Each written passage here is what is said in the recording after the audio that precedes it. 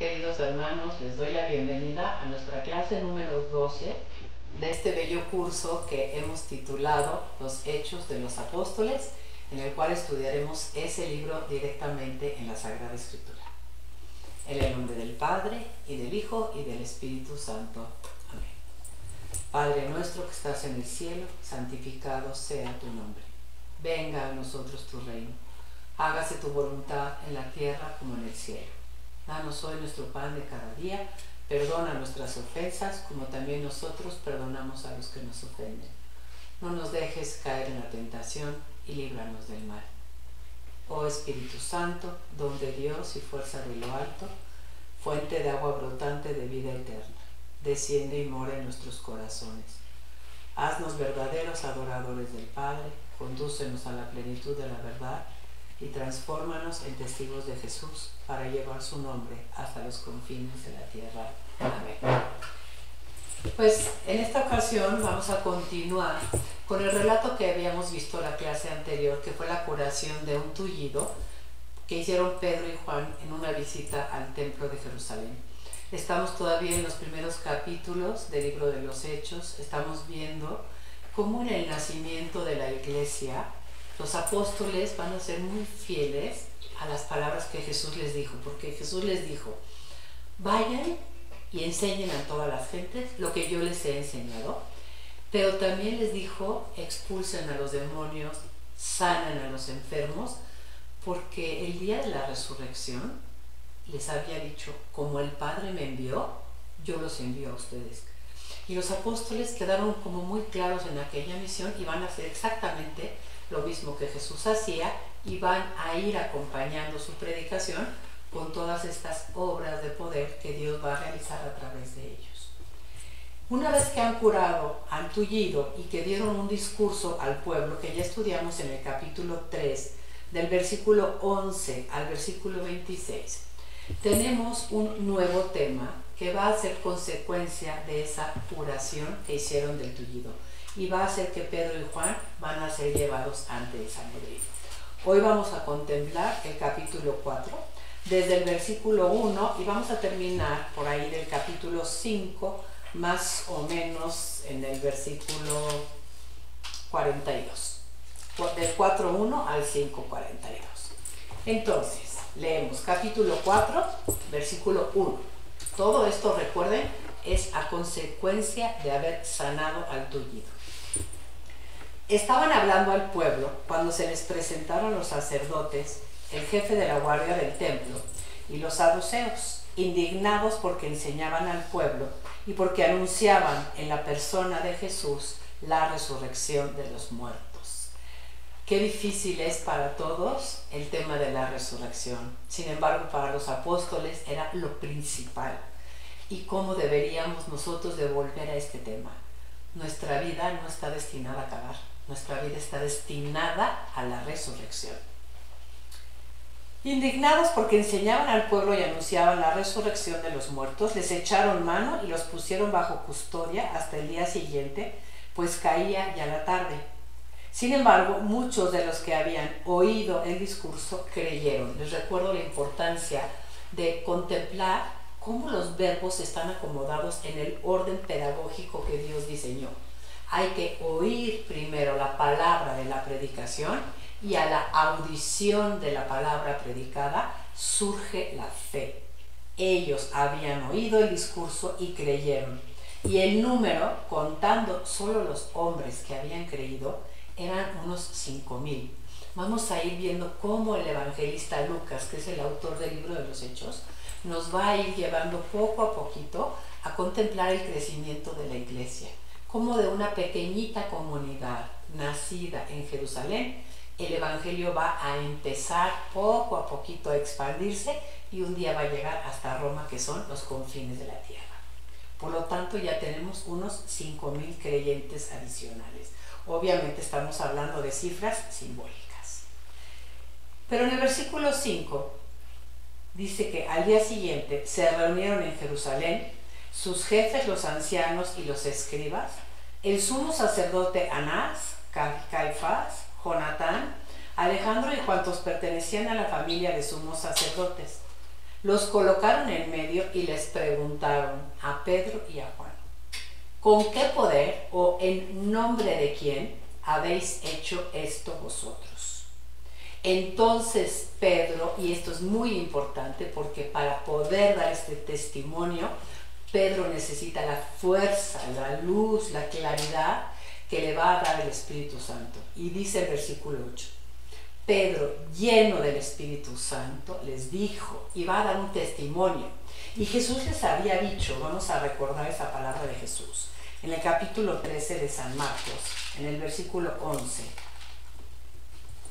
Jesús les había dicho a los apóstoles, fíjense, ya les dijo, los van a perseguir por mi nombre, y dice: cuando os lleven para entregarlos, no os preocupéis de qué vais a hablar. Hablad lo que se os comunique en aquel momento, porque no seréis vosotros los que hablaréis, será el Espíritu Santo. ¿Y qué nos dice ahora el texto de los Hechos? Que Pedro, lleno del Espíritu Santo, va a dar un testimonio de Jesús. Vamos a ver otro discurso en labios de Simón Pedro. En el capítulo 3 fue al pueblo. Ahora un testimonio sobre quién es Jesús ante el Sanedrín. Y dice así, versículo 9. Jefes del pueblo y ancianos, puesto que con motivo de una obra buena realizada en un enfermo, se nos interroga hoy por quién ha sido este curado, sabed todos vosotros y todo el pueblo de Israel que ha sido por el nombre de Jesucristo. En algún momento del curso vamos a comentar esto de hablar en el nombre. Ha sido por el nombre de Jesucristo, el Nazoreo, a quien vosotros crucificasteis y a quien Dios resucitó de entre los muertos. Por su nombre y no por ningún otro, tenéis a este aquí sano ante vosotros. Vean cómo los apóstoles nunca se apropian del prodigio. Siempre se le da como el honor o el crédito a Dios. Y eso es importante porque a veces decimos, la Virgen me hizo un milagro, o algún santo al que yo acudí me hizo este otro milagro. Y la verdad es que los milagros, estas obras de poder, estos signos prodigiosos, solamente los puede hacer Dios a través de algún instrumento, por intercesión de algún instrumento. Pero vean cómo los apóstoles desde el principio de la iglesia quieren que quede muy claro que es por el nombre, es decir, por la persona de Jesucristo, que este hombre ha sido sanado. Por su nombre y no por ningún otro tenéis a este aquí sano ante vosotros. Y sigue dando un testimonio sobre quién es Jesús. Él es la piedra que vosotros los constructores habéis despreciado y que se ha convertido en piedra angular. Porque, y ojalá subrayen mucho esto, no hay bajo el cielo otro nombre dado a los hombres por el que nosotros debamos salvarnos. Recordemos de nuestras primeras clases de Jesús de Nazaret. ¿Qué quiere decir el nombre Jesús? Yeshua quiere decir Dios salva. En Jesús se realiza nuestra salvación.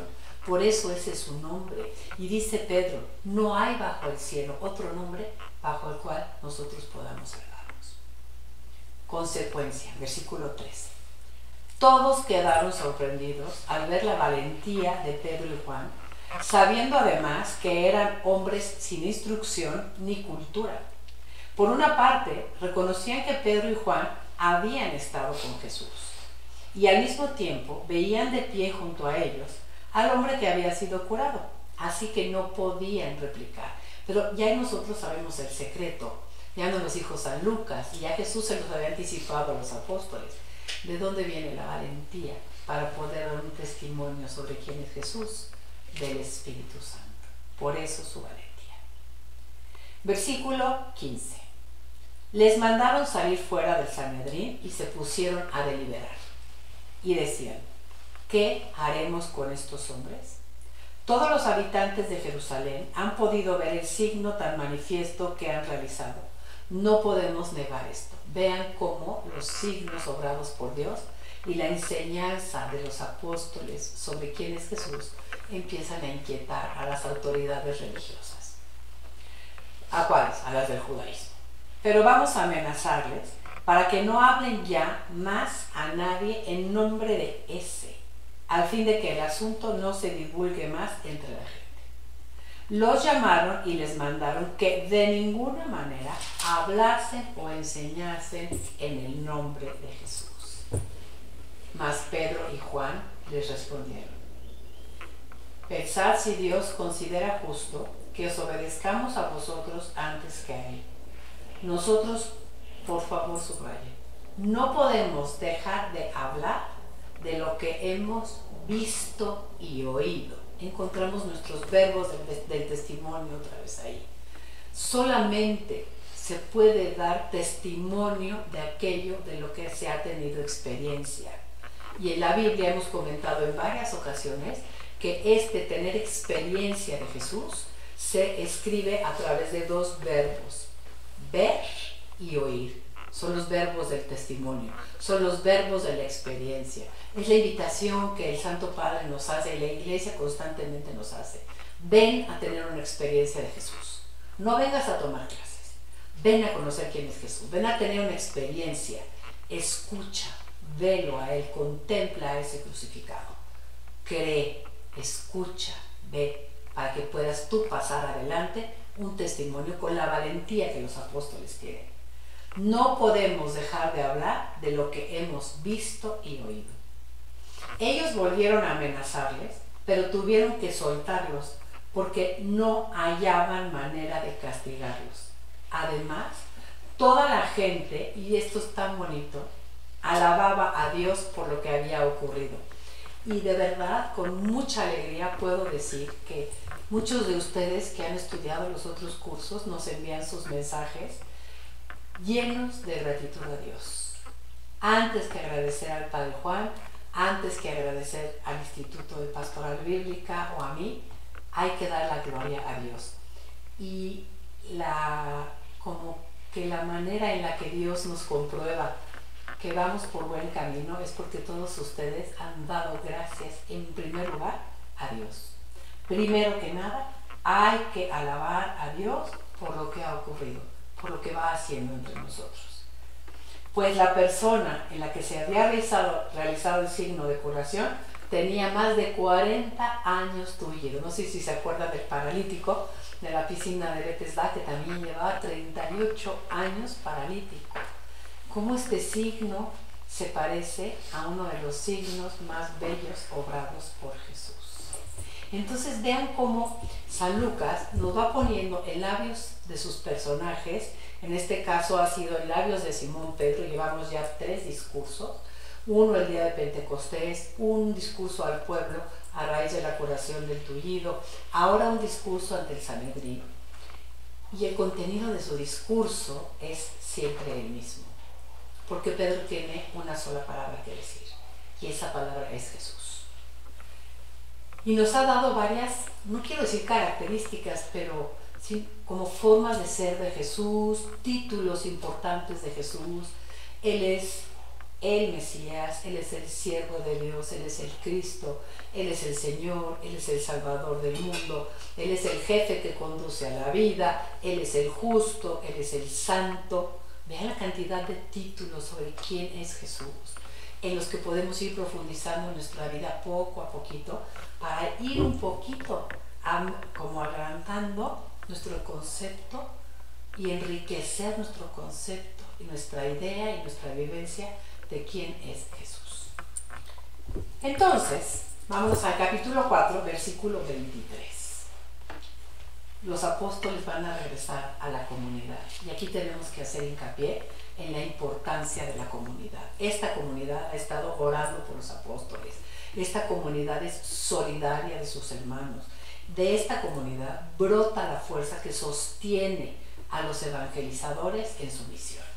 Leemos del versículo 23 al 31. Una vez libres, fueron donde los suyos y les contaron todo lo que les habían dicho los sumos sacerdotes y los ancianos. Al oírlo, todos a una elevaron su voz a Dios diciendo, una de las 2 bellísimas oraciones que hay en el libro de los Hechos. Hay libros de la Biblia en los que hay más oraciones, en el libro de los Hechos hay más discursos, pero esta es una de las oraciones que hay y la eleva, y es bonito contemplar, todos a una. Jesús había orado a su Padre por la unidad de los cristianos, por la unidad de los suyos. Y esta primera comunidad, a una voz, eleva su plegaria a Dios y le dice: Señor, tú hiciste el cielo y la tierra, el mar y todo lo que hay en ellos. Tú dijiste por el Espíritu Santo, por boca de nuestro padre David, tu siervo, y va a citar un salmo. ¿Por qué dice, tú dijiste por el Espíritu Santo, por boca de nuestro padre David, tu siervo?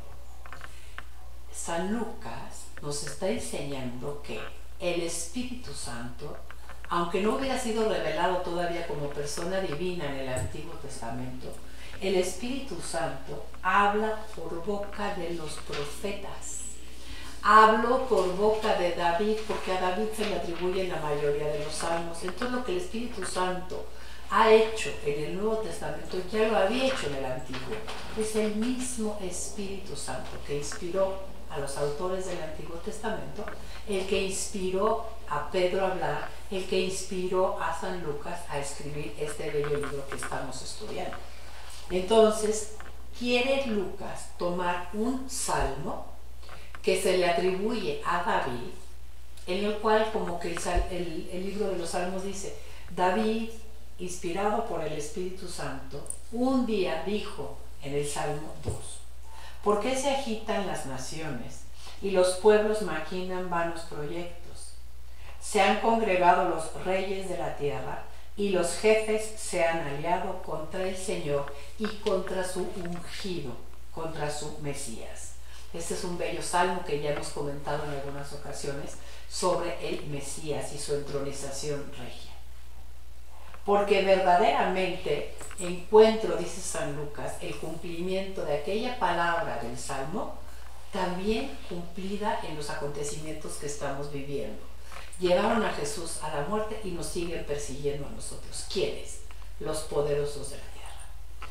Verdaderamente en esta ciudad se han aliado dos poderosos, Herodes y Poncio Pilato, con los extranjeros y la gente de Israel, contra tu santo siervo Jesús, a quien tú, Señor, has ungido, para realizar lo que tu poder y tu voluntad habían predeterminado que sucediera. Se hayan aliado o no los jefes y los poderosos, lo que ha sucedido con Jesús y lo que ha sucedido ahora con los apóstoles no escapa a la voluntad de Dios. Todo ha sido el cumplimiento de la voluntad de Dios. Versículo 29. Y ahora, Señor, ten en cuenta sus amenazas y concédenos, escuchen esto, es una belleza, en lugar de decirles, por favor, líbranos de todo peligro, que ya no nos vuelvan a atrapar, que ya no nos persigan, que tú seas reconocido, concede a tus siervos proclamar tu palabra con toda valentía. ¿Qué les había prohibido? Les prohibimos que sigan hablando en el nombre de este Señor Jesús. ¿Qué le piden los apóstoles ahora a Dios a través de la comunidad? Que nos concedas el valor de seguir proclamando tu palabra con toda tu valentía. Y tú, Señor, mientras nosotros proclamamos, extiende tu mano para realizar curaciones, signos y prodigios por el nombre de tu santo siervo Jesús. En el nombre de Jesús quiere decir, es la persona misma de Jesús la que va a acompañar la predicación de los apóstoles, obrando curaciones, signos y prodigios. ¿Y qué pasó? Versículo 31. Acabada su oración, retembló el lugar donde estaban reunidos. ¿Recuerdan el relato de Pentecostés?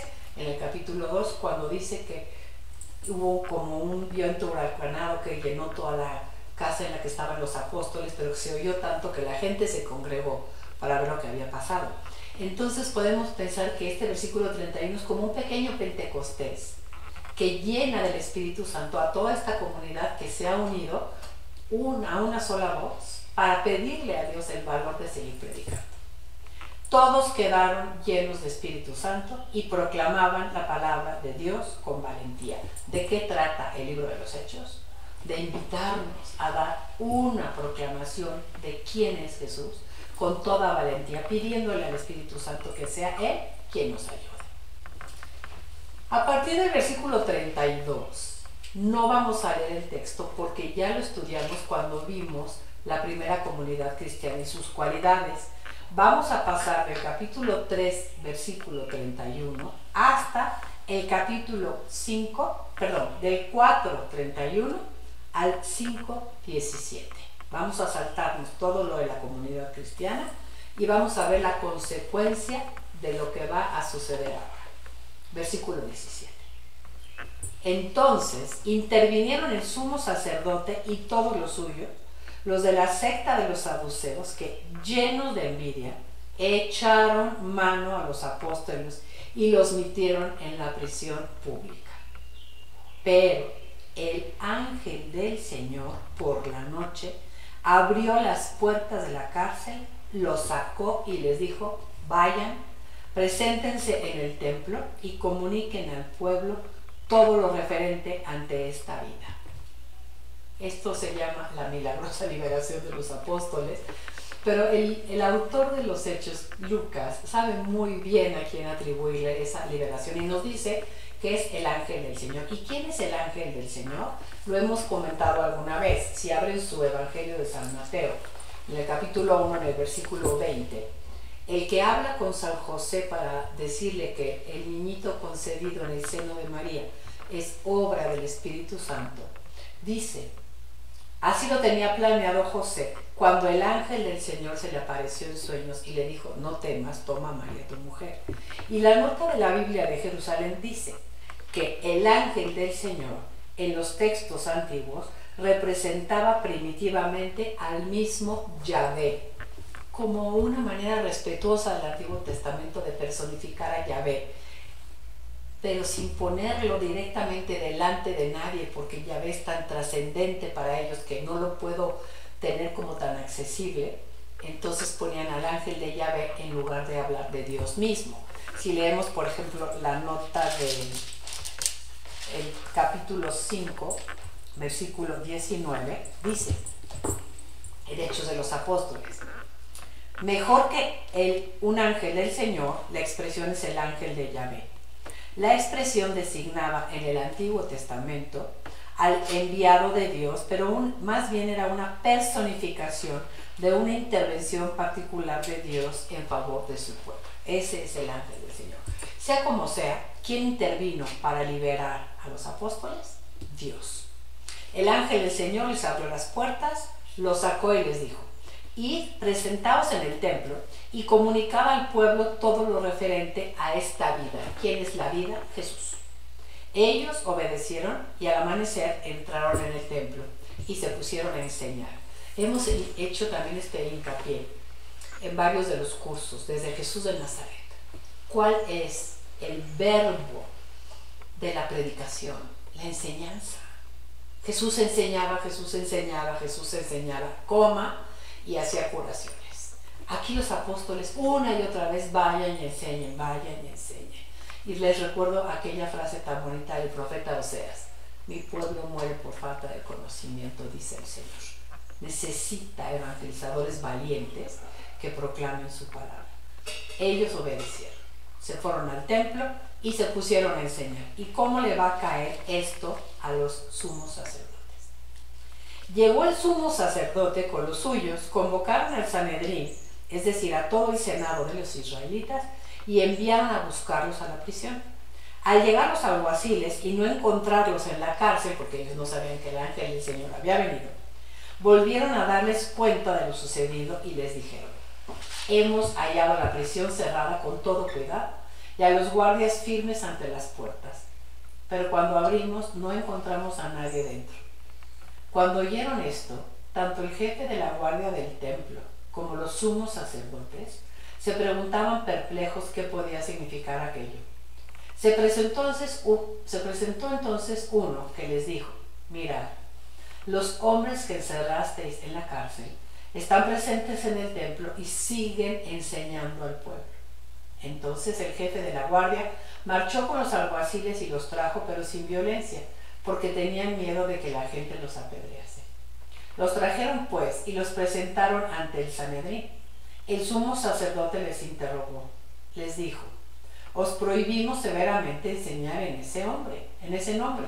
Sin embargo, habéis llenado Jerusalén con vuestra enseñanza y pretendéis hacernos culpables a nosotros de la muerte de ese hombre. Pedro y los apóstoles respondieron: hay que obedecer a Dios antes que a los hombres. El Dios de nuestros antepasados, y aprovecha y se echa su último discursito de esta ocasión.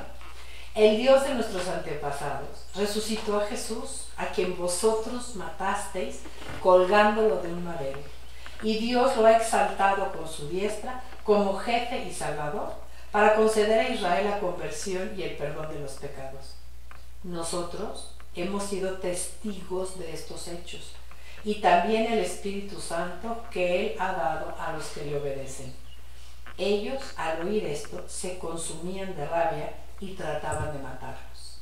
Entonces, y este va a ser un personaje importante con el que vamos a terminar, se levantó en el Sanedrín un fariseo llamado Gamaliel, que sería después el maestro de San Pablo. Un fariseo bueno, de un corazón con una como aspiración muy profunda a la santidad, pero un poquito menos cerrado que otros rabinos de su época, como eran, por ejemplo, Shammai o Hillel. Shammai era el más exigente. Pero se levantó él, doctor de la ley, hombre con prestigio ante todo el pueblo, mandó que hicieran salir un momento a Pedro y a Juan y les dijo a los del Sanedrín, israelitas: mirad bien lo que vais a hacer con estos hombres. Lo digo porque hace algún tiempo, acuérdense que ya se presentó Teudas, uno que pretendía ser alguien y al que siguieron unos 400 hombres. Pero una vez muerto, todos los que le seguían se disgregaron y la cosa quedó en nada. Después de en los días del empadronamiento, se presentó Judas el Galileo, que arrastró al pueblo en pos de sí. También pereció y todos los que le habían seguido se dispersaron. Ahora pues os digo, desentendeos de estos hombres y dejadlos. Porque si este plan o esta obra es humana, fracasará. Pero si es de Dios, no conseguiréis destruirlos. A ver si a la postre os vais a encontrar luchando contra Dios. Y todo el Sanedrín aceptó su parecer. Entonces llamaron a los apóstoles y después de haberlos azotado, porque el Señor les había dicho: el que quiera seguirme, tome su cruz y sígame. Y como el Padre me envió, yo los envío, los azotaron. Les intimaron que no hablasen en nombre de Jesús. Luego los dejaron en libertad. Ellos abandonaron el Sanedrín, contentos por haber sido considerados dignos de sufrir ultrajes por el nombre. Ni un solo día dejaban de enseñar en el templo y por las casas y de anunciar la buena nueva de que Jesús es el Cristo, de que Jesús es el Mesías. Vamos a hacer una breve actualización. Como decía Pablo VI, ¿cómo podemos traer este mensaje, este relato que hemos estudiado al hombre de hoy? Vamos a pedir al Espíritu Santo que nos regale el don de la palabra para poder comunicar la buena noticia de Dios con una lengua nueva y fuego en el corazón. Podemos hablar de Dios, pero si el Espíritu Santo toma nuestros labios, la palabra que brote será diferente. Será palabra de Dios que toque los corazones y tú habrás sido instrumento del Señor. Pide a Dios que te regale la experiencia de que Él vive y es cercano a ti, que conoce tus luchas y proyectos, que es un Dios que regala vida y que impulsa a dar testimonio de Jesús en este mundo vacío y necesitado. No te desesperes si la obra de Dios toma tiempo. Hay que esperar como Gamaliel a que dé los frutos que Dios quiere. Él es fiel y cumplirá su palabra. Tengo que reflexionar. Tengo una comunidad de fe. Me reúno en torno a Jesús para alabar y dar gracias a Dios. Mi comunidad familiar tiene la presencia viva de Jesús como centro. Terminemos orando. Señor Jesús, tú me has querido enseñar en tu palabra cómo quieres que viva.